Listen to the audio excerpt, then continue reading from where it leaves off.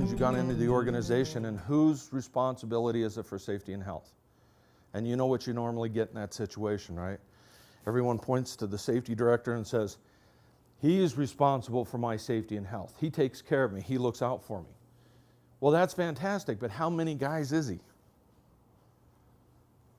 One, right? And he comes with how many sets of eyes? Sometimes we think the safety guys might actually get 2 sets of eyes, but actually it was only 1 set of eyes. Can he be everywhere at once? No, he can't, can he? See, this is that interactive part again. Just want to remind everyone, just that, so that we're just stay on top of this today. All right, so can he be everywhere at once?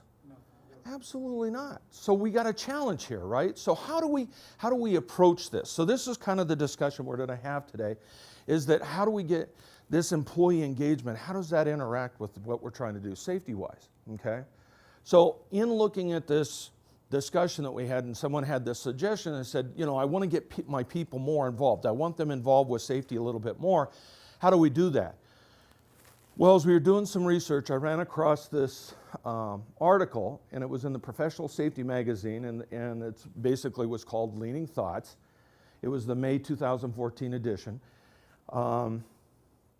But it talked about 7 key ways to worker engagement, and it was by Matt Fork, who is with Kaycroft Industries, and basically he was trying to correlate how employee engagement kind of interacts with what we try and do safety-wise, okay? That is, as a comment or as a discussion point, as safety professionals and as people concerned about safety, we need to move from the point to where we're just enforcing standards to where we start getting people involved and interacting with our organization in a way that they're affecting safety, okay?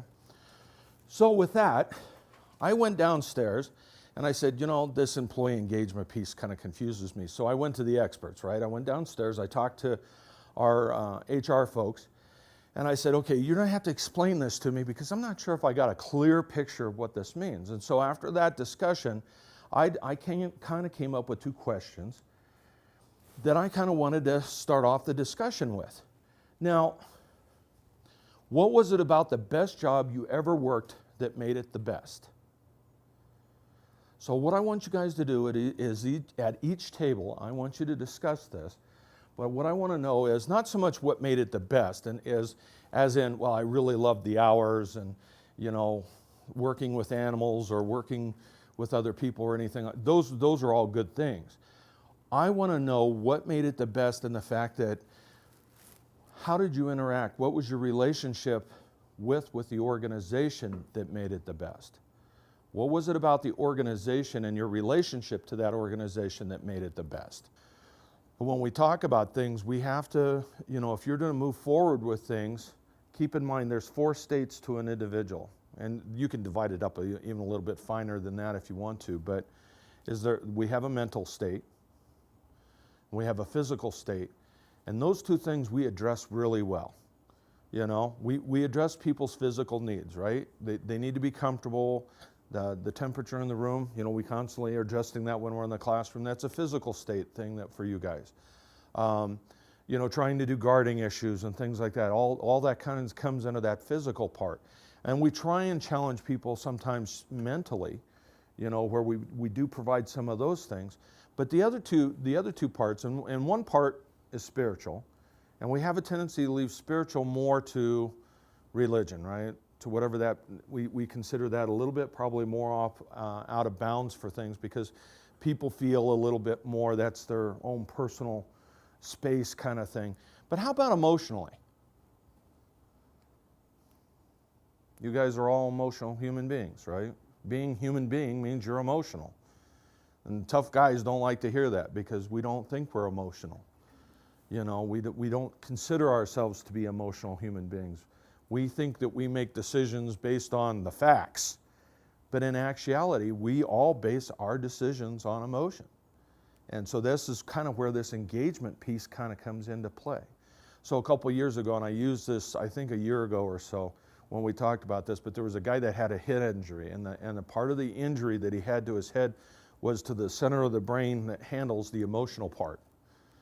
So everyone was sitting there going, wow, this is really going to be great because Now we can do studies, and this guy's going to make really good decisions because now it's just going to be the facts.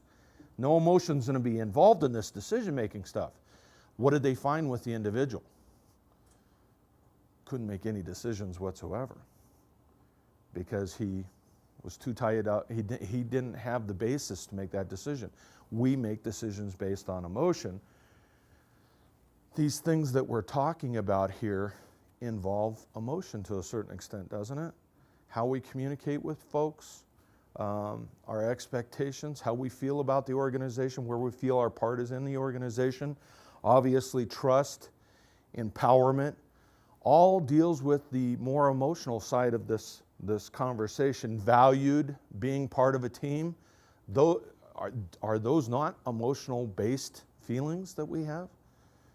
When I was in the military, one of the things that I found was it was like, there's a lot of ebb and flow to my whole career, but there would be just those opportunities where, man, I was on a really good team. Because the military moves people around quite a bit. So you would end up with, you just end up with all the guys on the truck, and it would last for like maybe 6 months. And everyone knew everybody else and kind of had an inkling of what they were going to do, where you were good working together, and everything just kind of worked like clockwork. And then things change. And it would take us out of that really good feeling, and then we'd get into a new team, and we'd have to rebuild that, and then after a while, we'd get back to that really good team again. But it would take a lot of effort to replace some of that stuff that happened, okay? What about the second question up there then? What do you want from your employees? We said a lot of the same things. Yeah. We want a work ethic and energy. Okay.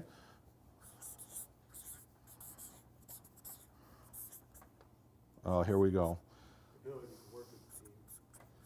All right, there's no taking off for spelling here, right? Worth ethic and energy.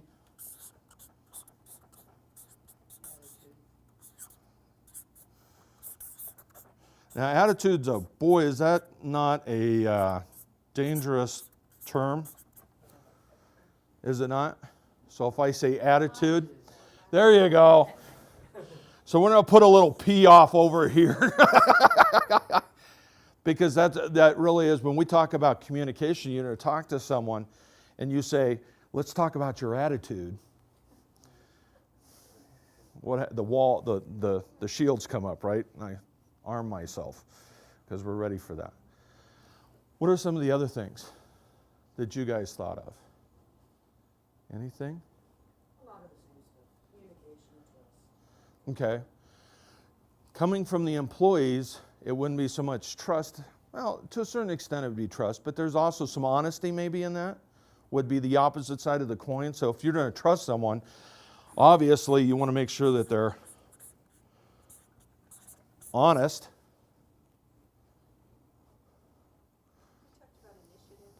Okay. Yeah. Not willing just to sit back, but willing to kind of move forward. Okay. Oh, here we go. Oh, well, we're just going to do this. And there's no... Sometimes the mind just doesn't quite connect with the words all the time, right? So initiative, being able to, give them a little bit of guidance, and they're going to take the ball and run with it, right? Because what drives you crazier than anything? And I practiced this in the military, and I had a lot of guys working on me too. I did it with my dad quite a bit growing up.